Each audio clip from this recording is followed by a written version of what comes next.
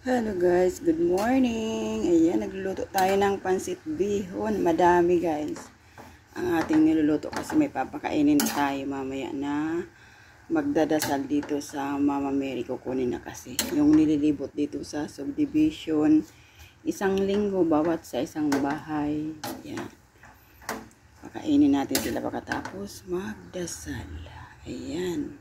Ang ating special na pansit na masarap. Ayan guys.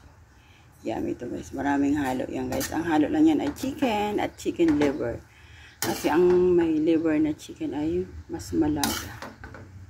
Yummy. Pansit. Almusal na rin natin guys. Kasama na natin dito ang ating almusal kasi madami ito. Ayan guys. Maraming halo. Wala lang yan beans kasi sobrang mahal ng beans. Alam niyo ba kung magkano ang kilo ng Baguio beans? Ay 400. Talaga naman. Ano lang yan? Repolyo at carrots lang ang hinalo natin kasi mas mura-mura. Ayan, okay na yan kahit walang beans. Pwede na yan. Basta may gulay at may halo siyang karning manok. Ayan, pwede na yan guys. Masarap na yan. Thank you for watching.